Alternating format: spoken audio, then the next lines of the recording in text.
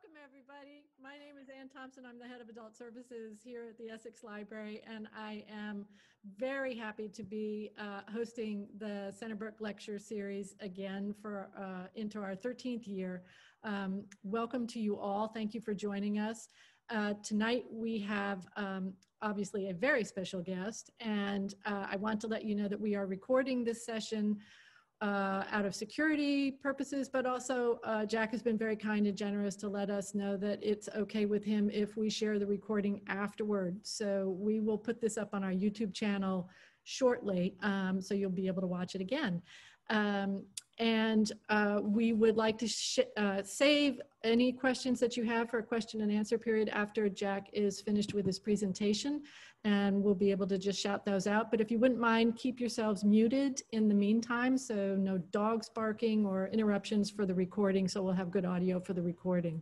And so with that, I will hand it over to Jim Childress, principal at Centerbrook Architects, who will introduce Jack. Thank you both for joining us. Thanks, Ann. I'm delighted to introduce Jack. He's an architect and builder, as it says on his book, a master craftsman. I think that says it all. He's a graduate of the Rhode Island School of Design and has devoted 40 years in a career of understanding and advancing the craft of timber framing. He teaches and consults internationally on timber framing techniques. He told us that he had to cancel a class in Sweden and 2 in Massachusetts this year because of COVID, but he will be back next year. He's the founding director of the Timber Framers Guild of North America and the founder of the Traditional Timber Frame Research and Advisory Group. He has 4 books published, including this one, the most recent one, Hewn. And I'm honored to introduce Jack because I think as Ann said, we're in our 13th year of hosting architects and landscape people from around the world. People who we chase because they're published in the architecture press. But Jack, to me, is rather special. He's as talented as any of them, but he's not in the mainstream architecture press. He's not on the fashion pages, but he's quietly moving this age-old craft forward with as much invention as any of those people. And then this connection to nature and people, I think, is just magical. I encourage you to go out and buy his book. Probably not to make him a buck. I doubt there's much money in this anyway, but it is, it'll make you smile. It'll make you feel good. It is just an absolutely beautiful thing of one person's life and what he's learned. So I hope you enjoy it. Thanks for coming, Jack. Appreciate it. Well, thank you for that great introduction. So I'm going to give a little introduction to the craft of timber framing tonight. Something I've sort of spent my entire career on. And it is a bit of a shameless promotion of the book, as you did as well. So this is an ancient craft. It goes back at least 7,000 years. There's some archaeological remnants of mortise and tenon joinery in China. So it's been around a long time in much of the forested portion of the world. And this is a cute little scene in England here. It happens to be a museum. I wish it was an actual town. I wish it was still like that over there. But this is the Wealden Downland Museum in Singleton, which is in the south of England. Of course, on the left, we have a German city scene. And on the right, which might surprise you, is Oslo in Norway. So wherever you have timber and you have people that can work with axes and hand tools, you're gonna have a craft similar to this, either this or log building over much of the forested part of the world. And although this looks like it could be in Europe, this is actually in Old Salem, North Carolina. It's a German settlement, and this type of construction is called Foxwork by the Germans. It just means exposed timber frame with a wattle and daub or a brick plastered infill between the timbers. Of course, those of us in New England are quite familiar with old timber frame buildings. We have many of the oldest buildings in the country here, and although not the Foxwork type of buildings, they're typically covered up on the outside, although the one on the left there, the Parson Capen House, does have some exposed timber elements.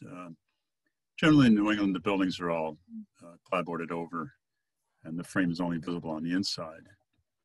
And even then, on the inside of the house, the frames are only seen up till about 1750, and then they start being covered over with lath and plaster.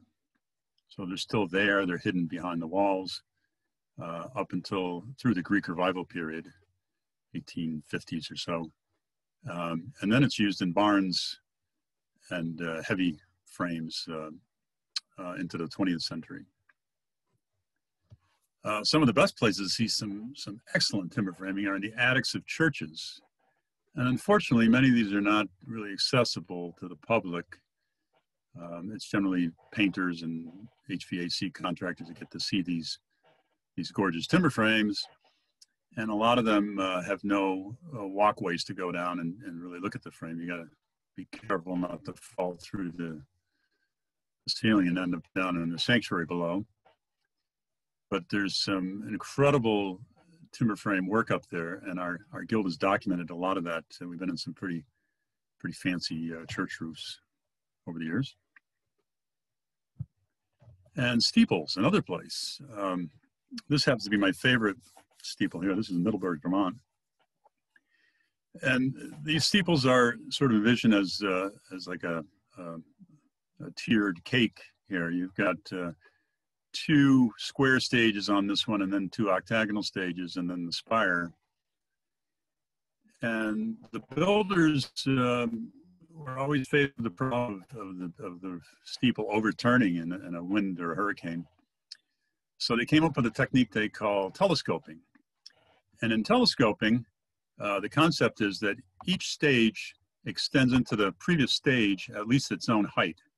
So this top stage goes down through the second stage, and the second stage goes down through the next one, and so on. And the mast, which all the rafters of the spire are attached to, actually goes down through 3 stages. So there's really no way that this steeple can blow off in the wind. It would have to take the whole church right down to the foundation with it. And as a result, in some places, when you're going up through the steeple, there's almost no room to get through. There's so much timber crammed into that space. For example, this is where the top square section joins.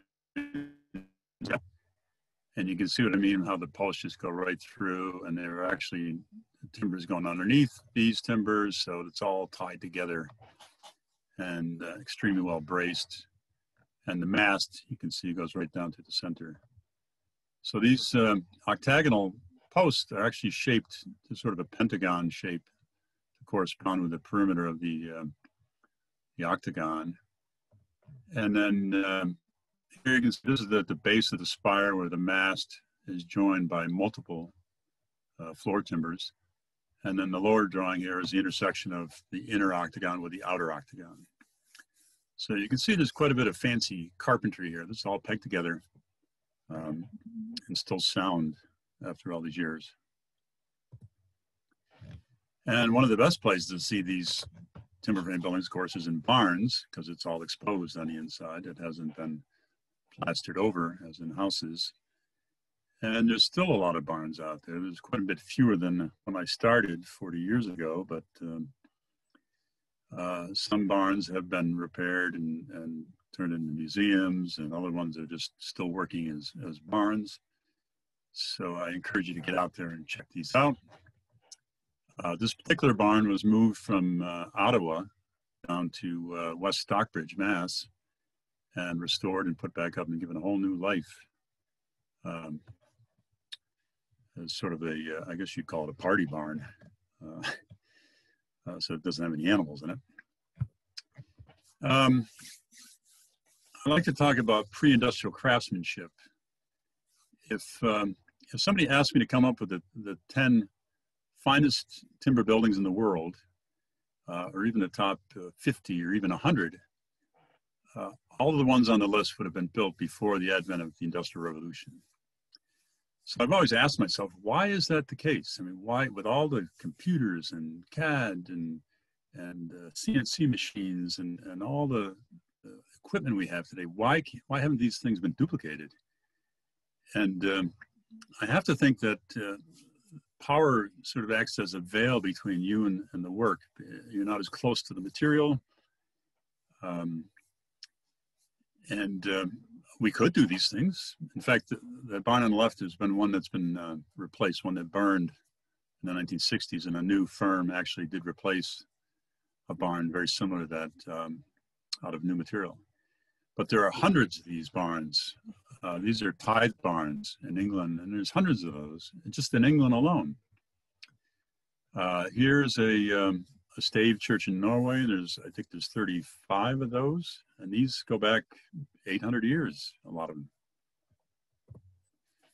Here's a log structure in Russia. Actually, two of them side by side here, but these are incredible buildings, built more than 200 years ago. And this is considered by some to be the largest timber frame building in the world. Just look at the size of the people at the doorways there. This building is the largest as well. So I'm humbled when I see stuff like this. You know, you think you're doing some hot stuff, and then you do a little bit of traveling, and you see it's all been done ages ago. Now, this building is considered by timber framers to be sort of the hallmark of the craft. This is Westminster Hall. This is not the Abbey; it's right next to it, but it's where the coronations occur and any kind of important stuff. It was bombed during World War II, so there is some repair in it. It's got a 60-foot clear span, and it uses a combination of Gothic arches, which are these here, and hammer beams, which are these timbers here, sort of one overlaid the other. And the hammer beams have angels carved into the ends of them. And look at the date on that, 1393. This timber was all carted down the Thames from outlying areas, and all mortise and tenon. You know, it looks like it could be just molded boards applied to something, but it's all solid timber work. Now again, it's been repaired, but these timbers are roughly 2 feet square here with these molded edges, and everything's joined with mortise and tenon joints.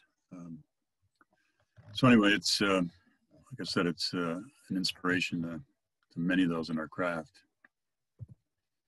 So the title of my book is Hand Hewn, and in case you're not sure what that is, that's squaring up a log with an axe in the forest. And it's a technique that goes back, well, at least 7,000 years now. But people have been squaring wood with even stone axes and bronze axes. So it's pretty old, and it was also very common in this country up till even the 1920s or so. In fact, I think railroad ties were still being hewed in the 30s and 40s. So you could go out into the woods and cut a tree down and square up a railroad tie and get a quarter when you carried it out and sold it.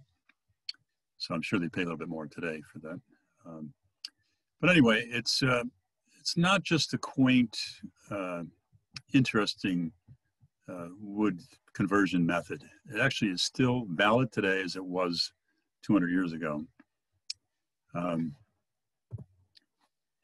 For instance, this one here on the left took 2.5 hours to hew out. And that works out, if you were to buy that timber from a sawmill, a local sawmill, you'd pay about $1 a board foot. And it would cost $124 plus tax and delivery, of course. So if this person here, this is the guy who used to work for me, could hew this out in 2.5 hours, he'd be making himself $50 an hour. Now, this is sort of the break-even size right here, but when you get into bigger stuff and longer stuff, it can be half the price to square it up in an axe that it is to just buy it sawed from a mill. And when I ask my clients what they would prefer as a timber surface in their building, whether it should be a rough sawn timber or a hand planed or a machine planed or a hand hewn timber, the vast majority of people want the hand hewn. So if you're buying a sawed timber and they want a hewn surface, you can actually use the axe and put that surface on there, but why not just do it in the first place and save yourself a great deal of money?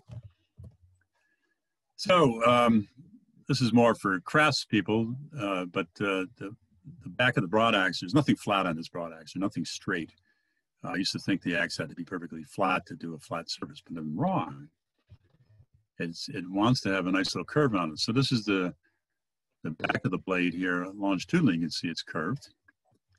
And of course, it's curved in plan as well. And even the edge, when you look at it this way, even the edge curves away a little bit, which allows you to do the scooping necessary to control your cut on there. So I've learned about using these axes over the last 40 years. And in fact, this axe, people like to come and trace it. It's sort of the magic broad axe. I mean, there's a lot of them out there, but there's some that weren't made so well. So chisels are another thing that's part of the craft and sort of the pride of the timber frame person. This is a corner chisel on top, which is used to square up the ends of mortises. You bore a series of holes to make a mortise, and then you're left with these rounded corners, and that chisel is just driven down to do both sides of the corner. And by the way, these are all old chisels. This one I've been using for 30-something years, so it's got the patina from being held in my hands, but that's a 2-inch chisel. And this is a tool called a slick. It's a really long chisel that isn't hit with a mallet. It's just pushed with your hip or your chest, just using your body weight to work large, flat and large surfaces. And I keep all my tools in leather sheaths to protect those edges. They're all razor sharp edges that you can shave with. And you can see it here. This has a micro bevel. It's got a very narrow edge here that's just polished to a mirror polish. And of course, the backside is a mirror polish near the edge. So where the two mirrored surfaces meet, you've got a sort of a surgical edge. And if you look closely at this chisel, you can see that it has a color change right here. And that's, this first part is the hard steel, the tool steel, which has carbon in it. And the rest of this from here out is mild steel, which is much more shock absorbing, more flexible. Now, modern chisels are all made of the same steel, even though they may be hardened just near the edge. The whole tool is the same, but these old steel chisels were laminated, and you can see it running down the side here. That's the line of the lamination. It actually curves up at the edge to make the edge a little bit stronger. So a lot of care went into the making of these chisels. And you can still find these for sale out there. So my book also talks a little bit about proportioning, because I feel like that's critical to good architecture. And of course, in architecture school, we study all sorts of proportional concepts. And it's no secret that the builders of the past used them here in the States, even on very simple utilitarian buildings. This happens to be a carriage barn up in Portsmouth, New Hampshire, for quite a nice old estate. And it's pretty clear that the designer and builder had a compass and loved to do geometry in his work. Gambrel roof buildings. Now, you see very few new gambrel roof buildings of a decent proportion, or any proportion for that matter. A lot of them are fast food restaurants and such. But if you study an old gambrel, like this one at the Shaker community in Canterbury, New Hampshire, you can see that there's similar triangles here formed by the roof pitch here. And this is basically the midpoint of the roof here. This is sort of bisecting between the peak and the eave. And these are both 30, 60, 90 triangles. And they're both the same size, of course, all the same angles. And that's what gives this building its beautiful proportion. And here's something, I used to find these in barns, just a single example of one of these in a barn. And it's done with a compass. And it's basically a 6-petaled flower. It's kind of hard to see in this picture. But children often would do these doodling you draw the circle and you keep the same setting on the compass, and you put the compass anywhere on the perimeter and just draw, circles through that, and you get this 6-petaled flower in the middle. Now, I asked this Romanian ethno-geographer, who's sort of a world expert on symbols, ancient symbols and things, and he said it's a sun symbol. And I go, well, I went back to the buildings and looked and see where they occur. They were always on the south side of a timber. And my friends in England call them daisy wheels, and that always bugged me. I said, it's not a daisy wheel. That sounds silly. It's a sun symbol. And I was corrected. One of my friends over there, who's a specialist in geometry and buildings, said that, did you know the daisy is a flower that follows the sun throughout the day? In fact, the name daisy comes from day's eye, which is the sun. And I thought, well, that's great. Here I was going to get in a fight with these guys about this thing, and we're both right. I love it when it ends like that. So anyway, here's an old tithe barn near Heathrow Airport. This was built in the 1420s, 30s, Harmondsworth.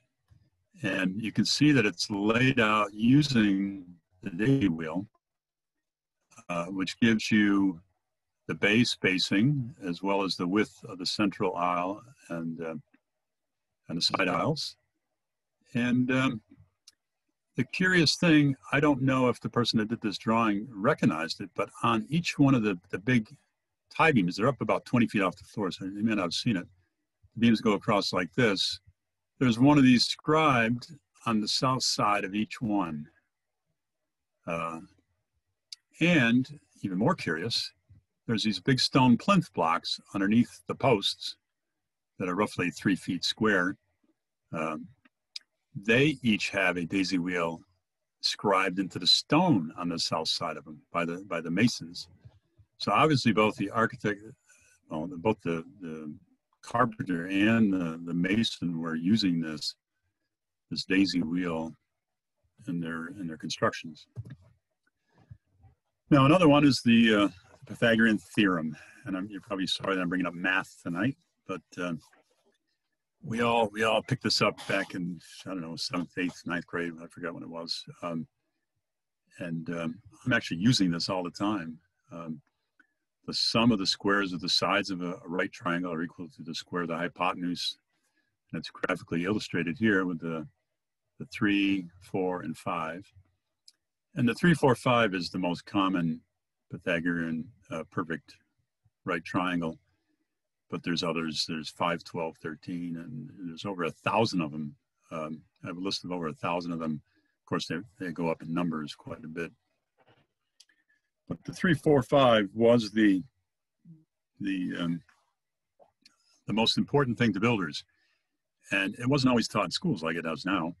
In fact, it was only known by builders up till, I don't know, maybe 100 years ago. And if you didn't know this principle, you couldn't be a master builder. It was that simple because you couldn't square anything. So it was a secretive thing. Pythagoras had a secret society of people with all these wonderful secrets in it. And now I don't think people appreciate how important this was. It was used for roof pitches, which is what we see here. It's a 9, 12, 15 pitch here, which happens to be the proportion of 3, 4, 5, obviously. And it's no accident that that's one of the most common old pitches you're going to find on buildings.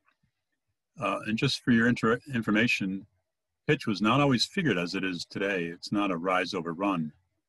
At one point, it was the length of the rafter to the width of the building. So that same 9 and 12 pitch would have been a 5/8 pitch before 1800. And you're probably wondering why such a strange ratio. Well, they weren't concerned with angles. All they wanted to know was how long a rafter do you need for a given width of the building. It was just that simple. So that gives you, so the rafter here is 5/8 the width of the thing. And the most common pitch in Europe is the 3/4 pitch, which is quite a bit steeper, and it was used for thatch. So it was sort of the standard for a thatch roof. and used in our country on some of the earliest houses. Now, another common proportion was the golden proportion, which is very similar to the Fibonacci sequence. I don't know if you remember that, but that's where each number is the sum of the two preceding numbers. So 3 is the sum of 2 and 1, and so on. And as these numbers get up, they skirt above and below the golden proportion, which is 1 to 1.618. And it's called phi or phi. I think you can pronounce it both ways, Greek letter. And this is an organic proportion. It occurs in human form. It occurs in nature. For instance, if you look at your joints in your hand and your fingers, and you sort of bend your finger over, you can see that they're not all the same length, and they progress in that proportion of the golden section, the golden proportion. And then in this drawing, you can see how you can create a golden proportion spiral, where each quarter of the circle, the radius is increased by that same golden proportion. You get the classic sort of conch shell or snail shell thing. So anyway, this whole book's written about using this proportion. And carpenters used it. I mean, here's obviously a scrolled end of the baluster here. Here's a different proportion one, but it's not the golden proportion, but it's still a proportion taken out of a carpenter's manual to create this. So it was used even down to the smaller details. Now this is a cross section and a longitudinal section through an old barn, one of, probably millions of these barns built throughout much of the Northeast. And it's a typical 30 by 40 English barn, and 30 by 40 is that same 3, 4, 5. So the hypotenuse is 50.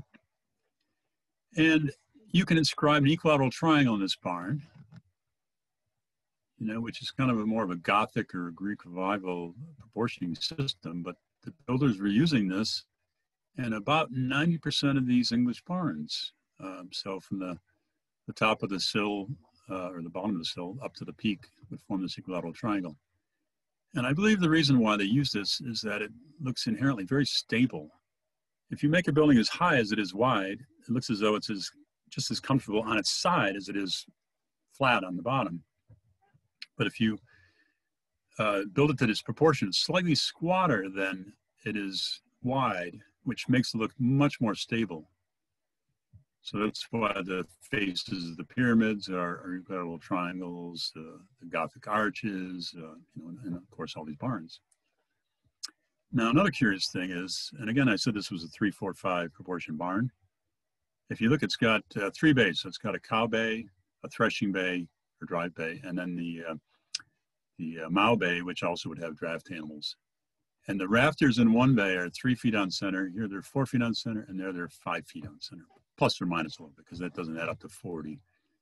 But why in the world would a builder use such a proportion on something like the roof? There's no structural reason to do that. It does create a false perspective. So if you're standing at this end and looking down the other end, it looks shorter.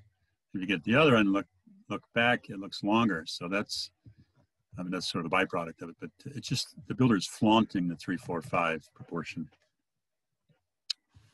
So here's a little pool house that I designed based on the square with a square within it on a diagonal, which is another ancient method. I'll get to that in a minute here, but this has rusticated siding. You may not be familiar with that. It was quite common in the 1700s. It's where you take wood boards and carve them out with joints to look like stone. You can see over the windows here, there's keystone voussoirs over the window here. And in fact, when they first did these, they would paint the building with shellac, and before it dried, they would throw a very fine sand at it to stick to the shellac and to look like brownstone stonework. So they're actually trying to make it look like it was a stone building to give it more solidity, more class than a typical kind of a wooden building. Anyway, there's the plan of the building, and you can see the square on the diagonal within the square. So this is a very common method for figuring out the reductions on spires, on churches. And I used it here. You can enter from any of the 4 directions here, and there's views out each one. So we turn the middle portion on diagonal. You can see it here inside, how that works. And the roof is an OG shape, by the way. So here's another curious thing. You've all seen these capes and 2-story colonial buildings throughout New England. And you probably never noticed that a lot of them, the door is not centered. As you look at it from broadside here, you can see this door is way off center. And I picked this one because it is very obvious. But usually it's not that much off. It's usually a foot or 2 off. And this is always done the same way to create the look that the house is longer when you approach it from the most traveled direction. So here we are coming from town. You see the house, and the door is actually a little farther away, so it makes the building look longer and more grand than it really is. So they're using a false perspective to fool the onlooker into how long their building is. And it's not on all of them, but I'd say it's a good proportion. I don't know, maybe a third of the ones that I've seen have this door off center. So another form that I've coined the name of here, I'm sure somebody else came up with this, but I call it the mountain form. It's where buildings are imitating the natural form of the mountain, which starts out as a low sort of pitch and then gets steeper as it gets up towards the apex here and forms kind of a parabola of a curve here. And it's also the same thing you'd find in a sand dune or a wave out in the ocean or a snowdrift on land. And on the right, we have a building in Moscow, St. Basil's Cathedral, which has that same beautiful sort of mountain form going up to it. And I was always enamored with buildings like this, that sort of swept up to a crescendo at the peak. And I just realized why. It's such a pleasing natural form. And it's also, you notice many companies use this type of thing as a logo, the Rock of Gibraltar type of image. It's just a very appealing thing. Here's a combination of a mountain with a building on it. This is Mont Saint-Michel off the coast of France. And you can see, again, it's got that beautiful curve sort of sweeping up to the tallest spire in the center. And one of my favorites is the skyline of Lower Manhattan as it existed before 1940s or so, probably into the 50s a little bit as well. And I wish I had a view from actually looking from the tip all the way up the island. This is looking at from the Brooklyn side, but you can see it kind of builds up in that same sweeping crescendo with the tallest spires in the middle. And these are all Art Deco buildings, which in themselves are shaped like mountains, if you notice that. In fact, here's a close-up of this building here, which is the, I think it's a 70 Pine Street Tower, that has the tops of the setbacks. They use white stone on them to simulate snow-clad peaks, sort of, which I don't know if anybody even notices that on the building, but that's what I saw when I looked at this. So same thing here. We are in Norway. This is a Stave Church, and you can see there's mountains in the background. In fact, there's probably more mountains in that country than there is in just about any country. And surprisingly, the Disney Castle. There's no accident that they choose that as their logo and their main theme. And this it's got that same sort of sweeping mountain form. And I'm sure that adds to its appeal as an icon for the business. And of course, it even occurs on a very small, simple scale, like barns and houses. For instance, the barns have a gabled roof, which is sort of that shape, and then a little something on the top, like a cupola, or on a house, it might be the center chimney, which gives you that pleasing shape. People love barns. This is maybe one of the reasons why. Here's a two-car garage that I designed and built. but I hate the look of a regular kind of a two-car garage. So here's a salt box sort of barn with a little lean-to off the end. Again, it's got that mountain form to it. Doesn't look at all like a garage. So vernacular architecture.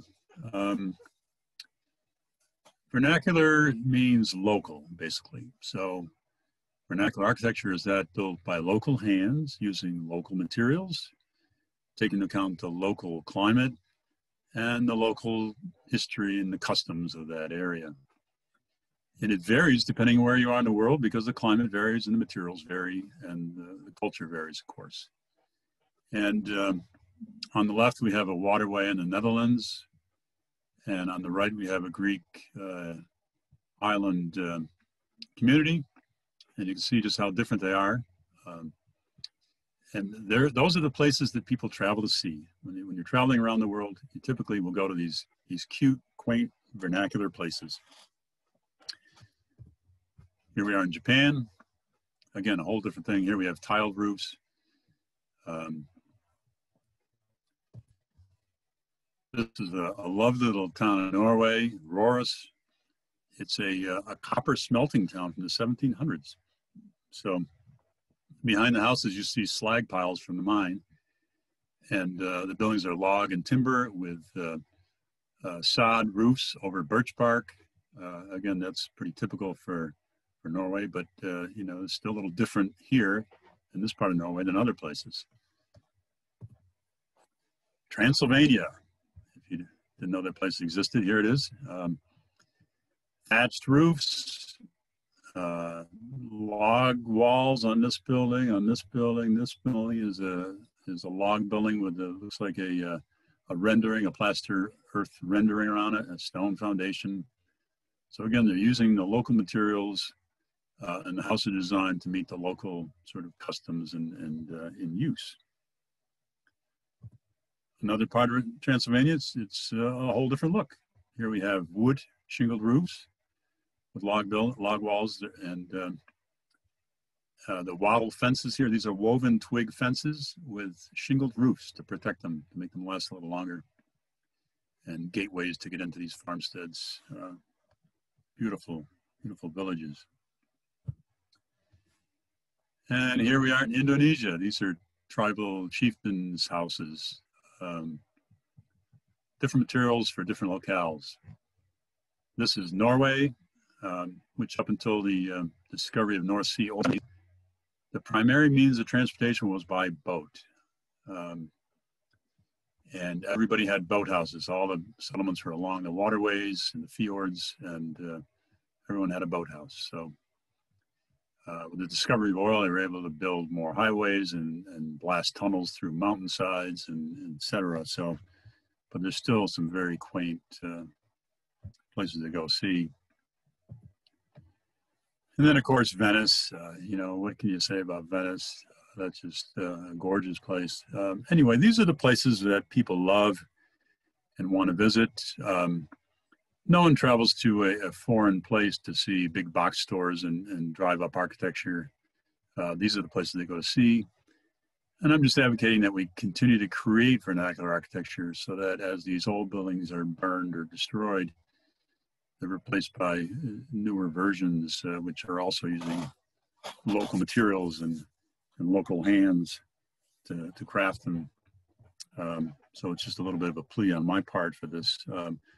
They don't have to look quite like this, but you know, using some of those concepts of the local weather and the local materials and everything would really add to our vistas here. So why is timber framing still relevant today, and why has it made such a big comeback since the 70s? These are just some of the reasons I jotted down here. Thoughtfulness of building. It's something that takes a little thinking. It isn't something you just decide on overnight and order it online and there it shows up tomorrow. You have to consider the thing a little bit ahead of time. You have to order your timbers, and if you're going to use timber off your property, you need to cut the trees down and so on. Of course, plan out the building and craft all the mortise and tenon joints to hold it together. There's the honesty of building.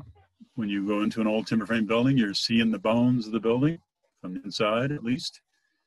And you see what's holding up the roof and the floors and what's bracing the building when the wind blows or when the earth shakes below you.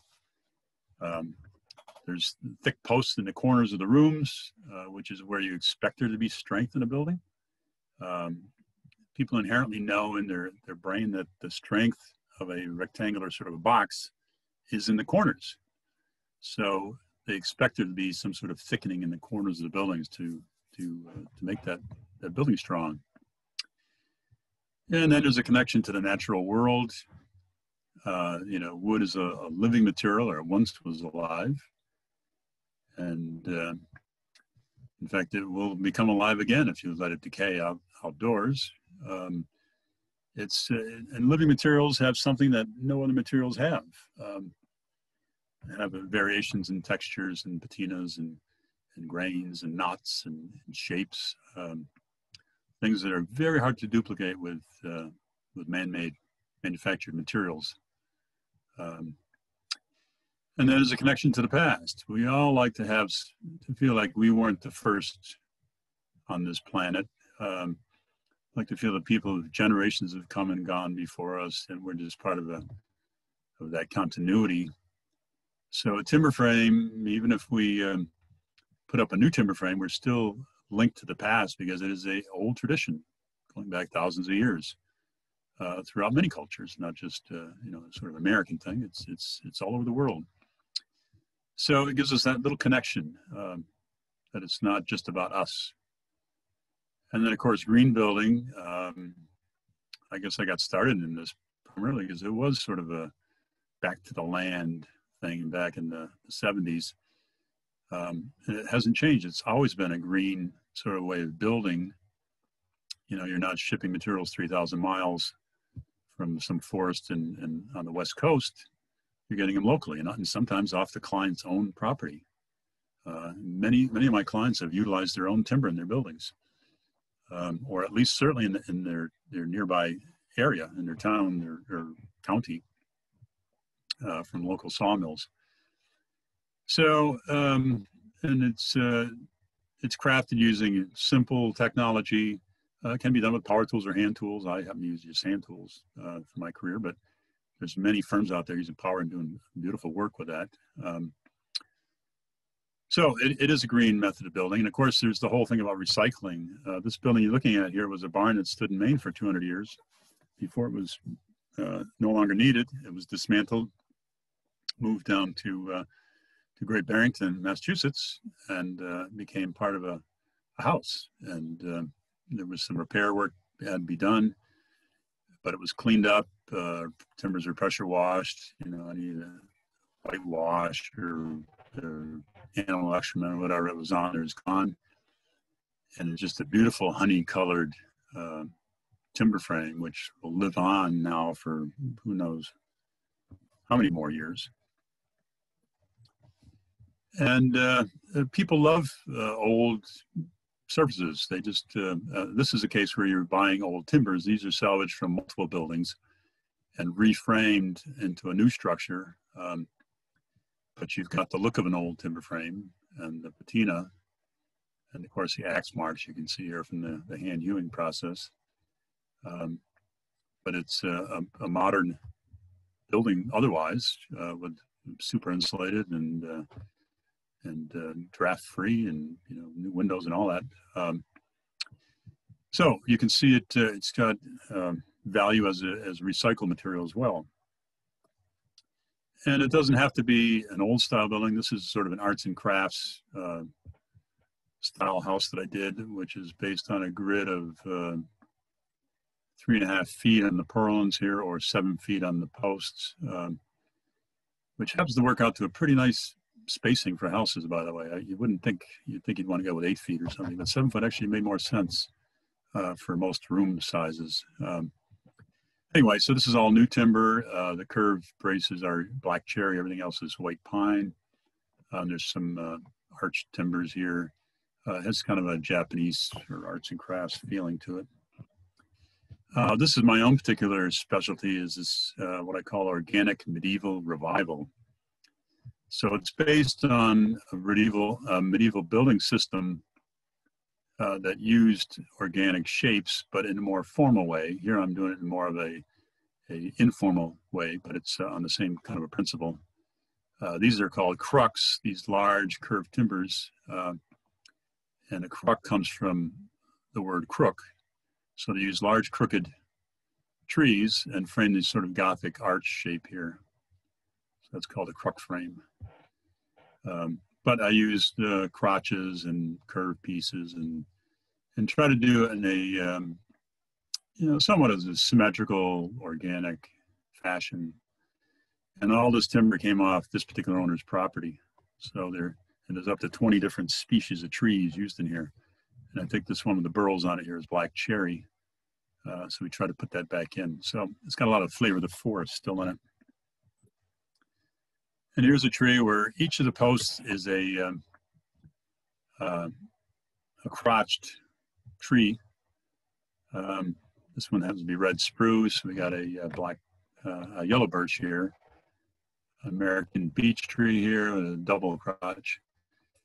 And it just it gives a little bit of a magic to the interior of the space. This happens to be my publisher's addition on their house. They had a really low, dark log house there they lived in, and they wanted something a little brighter and loftier for all their books and their work where they spend all their time. So that's what this edition creates for them. And it has a cozy little reading nook that bumps out at the end of the edition. But anyway, this is a little cherry tree here with a natural sort of fork, and the same over here. And the rafters are just surfaced on the top side, so they're just peeled on the underside, left round. So they're basically trees, straight, small diameter trees holding up the roof. Here's a little weekend house in the Berkshires, which is where I live, by the way. And this has a lot of wood in it. I normally wouldn't put this much wood in a house because it's too much. If you live there full time, it's just too dark and overpowering. So I would normally have more white plastered walls here. And I'd like a tinted plaster, a buff sort of colored skim coat of tinted plaster, which is much more in keeping with the timbers than like a painted drywall is. It has a little bit more color variation and texture to it. Anyway, so here we use tree parts in here to hold up the roof around the fireplace. And here they're supporting a little bed nook. And there's a bunk bed on the opposite wall, which has a double tier of these little crotch supports in it. And here's an education center in the Catskill Mountains of New York for an arboretum. And they wanted to showcase the native materials on site in their building. And of course, all the timbers came off the property. We used 21 different species of trees, which is the title of a book written about this building.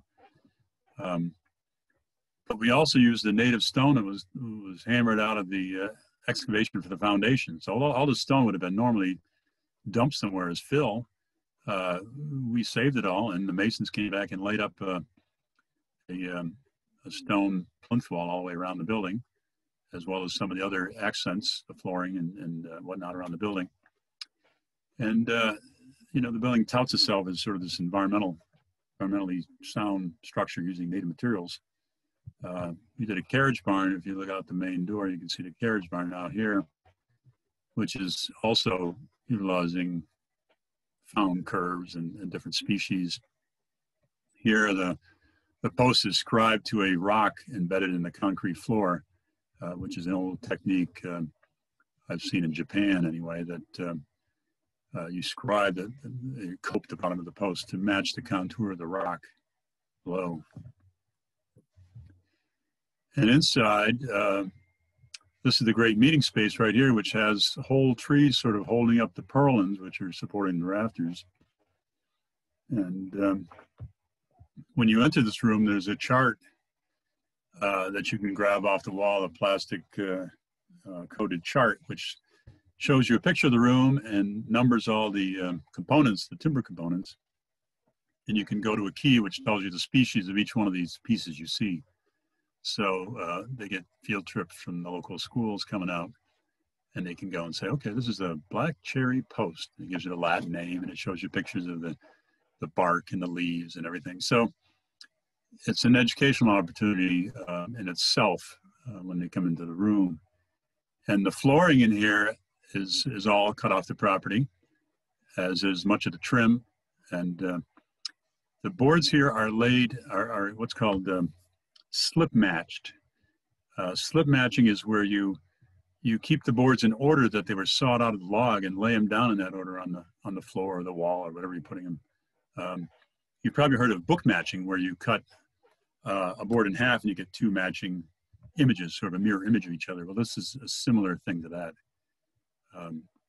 So this is a book matched maple. I think it's mostly sugar maple, but the Arboretum is at a higher elevation. It's at 2,300 feet, so they get a lot of contorted trees because of that in the Catskills. You know, so it's a mountaintop situation. So the wood is not beautiful, straight grain bottomland species, which is mostly sold at the wood suppliers these days. It's full of character. So when you spread it out like that, slip matching looks great. And here you can see the plaster walls I'm telling you about. And even the table was made from the wood off-site, and it's all mortise and tenon together. I wish we'd made the lamps. After we bought those, we thought we could have made those. That would have been a pretty simple thing to do. But anyway, wood has just a wonderful feeling to it. It's very inviting, and these are light-filled spaces, and I think the public will enjoy the building as much as they enjoy the Arboretum itself after they walk through here. So, so I said I've been doing these workshops for nearly 35 years now, and all over the place. This one on the left is in Sweden. This one's in Colorado, and this is a crux frame with those big curved Gothic A-frames I was telling you about earlier. Anyway, we're just out there since the 70s. We have a guild of timber frame craftspeople and architects and engineers. It's the Timber Framers Guild of North America. And we have publications, we do workshops. We've got over 1,000 members all over the world. And this craft is alive and it's coming back. And hopefully it's here to stay. So thank you for your patience. And I guess we can take questions now. That was great, Jack. Thank you so much. So I am going to take the, give the first question because I'm dying to know. When you're cutting wood off of somebody's property, how old do the trees have to be? And how many do you maybe, I don't know that there's a general number, but what would be a number of trees that you would need to cut to make a house? Well, first of all, the size. Timber frame components are relatively small in most buildings. It's not until you get into some big structures where you need really long, straight, huge diameter trees.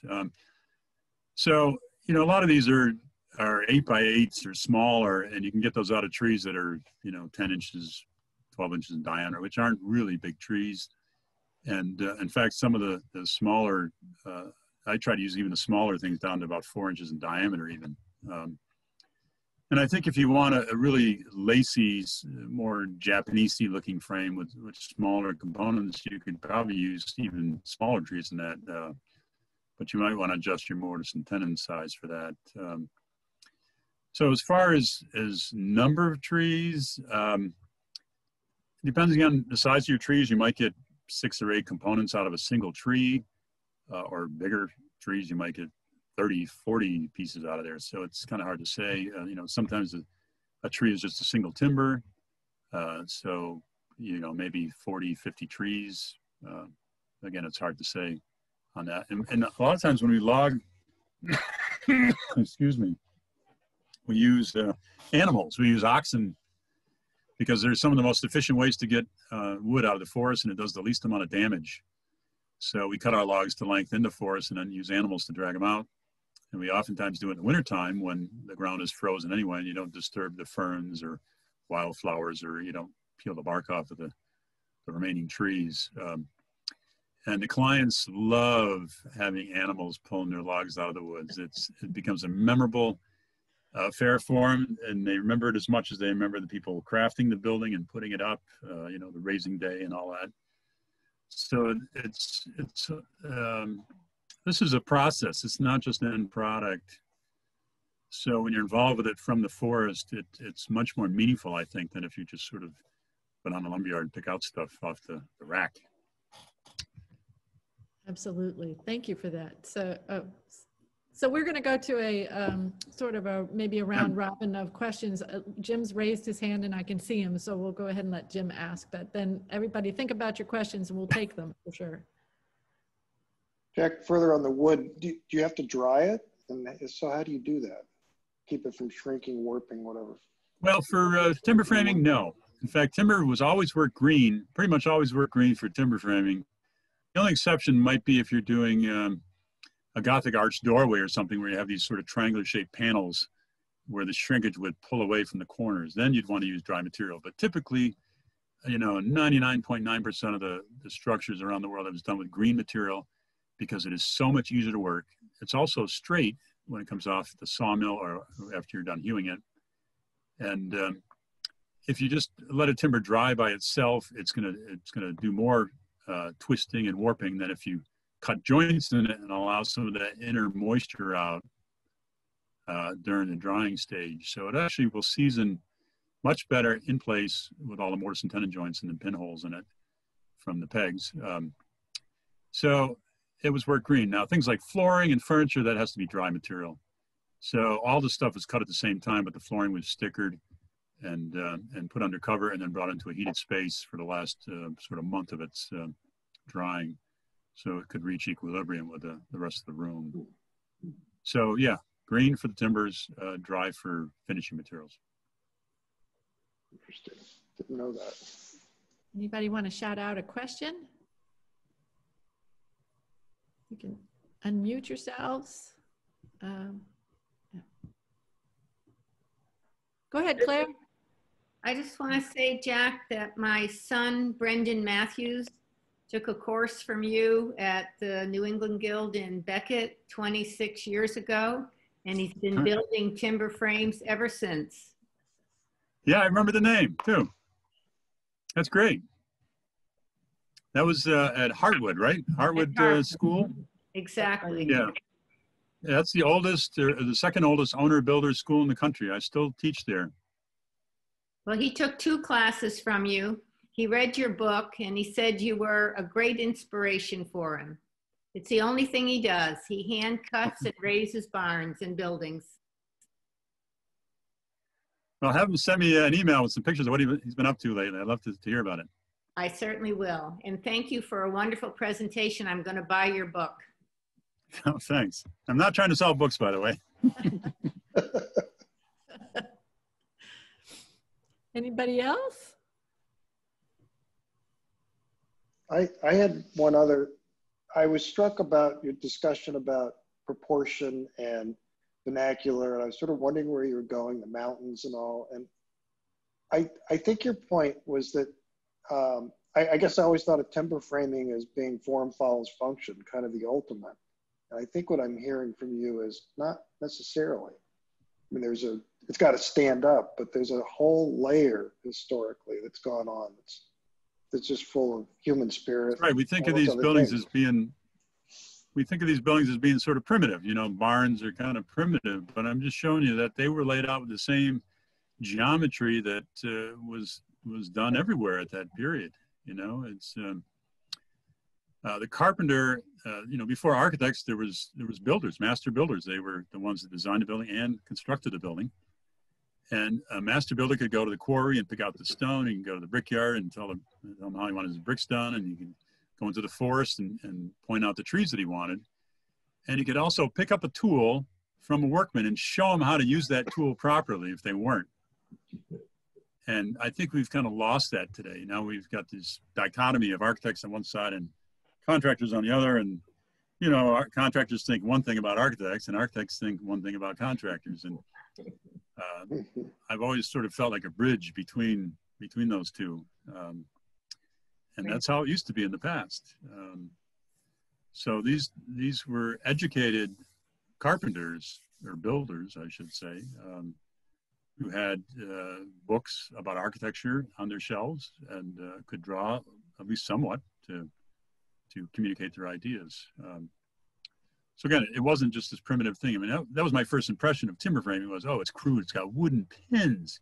Timbers were squared up with axes. I mean, this is so crude, you know? And of course, in the 70s, when I'm going to school for architecture, it's all glass and steel and concrete and, you know, wild stuff. So it just seemed so primitive to me. But the more I delve into it, the more I realized it was not primitive. It was a very highly evolved construction system. That's inspiring. I'll ask, do you have a favorite of the buildings you've designed and built? I know it's like asking who your favorite child is, but there must be one or two that stand out. Gosh, that is a tough one. I guess I love this Arboretum project, which was just finished last year. But I didn't actually build this. I was just the architect for this. I did help pick out all the trees and, you know, was involved quite a bit during the construction, but it was done by a local builder not far from the Hartwood School, in fact. Brad Morse of Uncarved Block is the name of his business. You know, as I've gotten older, I don't do as much building. I'm still teaching and I'm doing hands-on work there, but, you know, because of I've needed a couple of hip joints and I got back issues, so I'm doing more design and teaching now than I am construction. But there's quite a group of builders out there all over the country that can take my drawings and bring them to life. You know, so it's not just me doing this stuff. I mean, it kind of felt like that in the beginning days, but there's many more people who have picked up the mantle and are doing some incredible work. If you just go online and Google sort of organic timber framing or cruck building or any of those sorts of things, you're going to see people everywhere doing this stuff. You know, it's still not mainstream, but there's quite a bit of being done out there. And I'm sure if you were in wherever you are, you could probably find somebody that could do this for you in your local area, or not too far away anyway. See, Dan.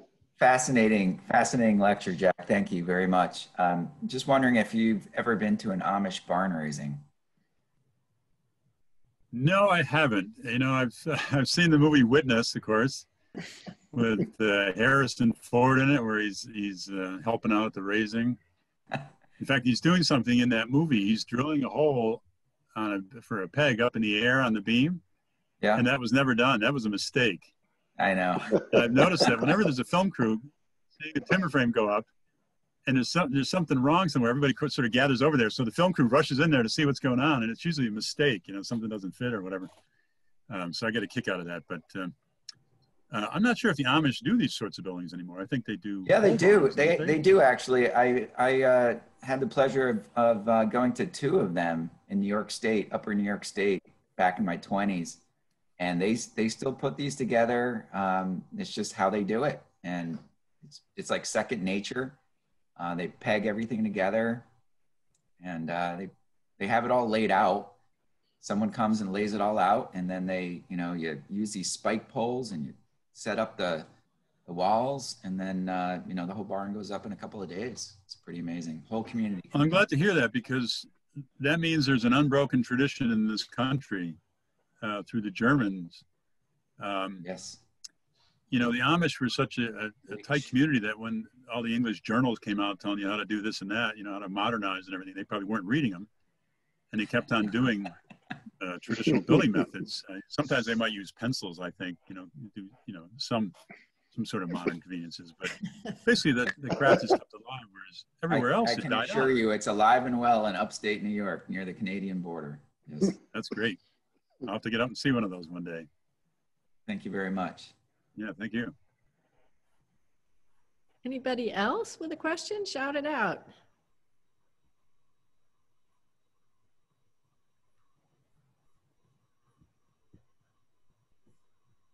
Hi, it's Jill. Hi. Cartagena. You can't see me waving, but you guys maybe answered my question is, do you ever use structural engineers? And if you do, how do they size these things? Great question.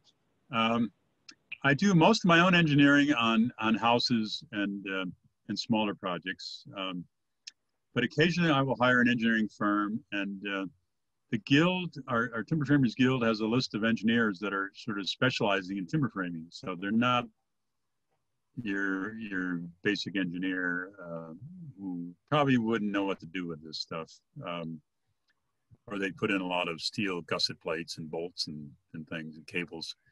But the Guild has some great engineers who've done a lot of research. They've advanced the study of timber frame buildings in particular.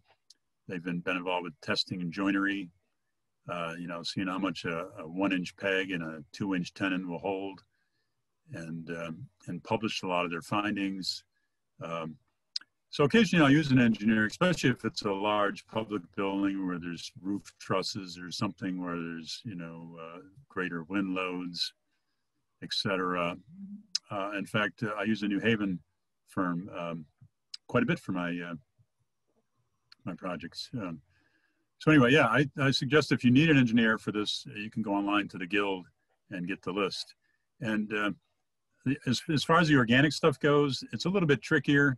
And some of the stuff, it's just extra fluff. It's not adding any, it's adding strength, but it's not required as part of the design. Like these crotched posts here, for instance, they're taking vertical loads from the roof, and the braces are forming, the branches here are forming sort of like a brace. So you're getting some diagonal stiffness out of that, but trying to quantify that, I think, would be impossible. But in most cases, these trees are holding up less now than they were when they were in the forest.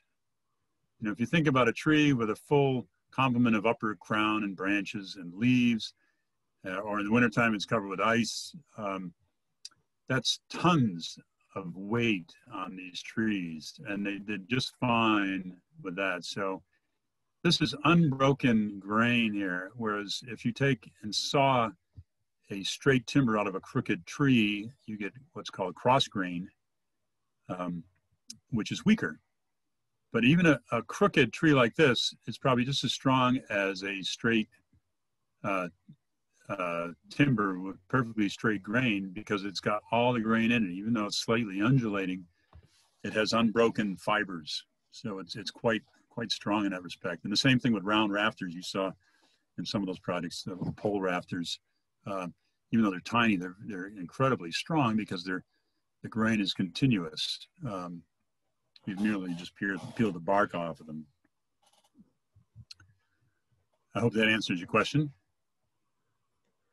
We got a thumbs up and applause. Well, I support that applause very much. Anybody else with a question?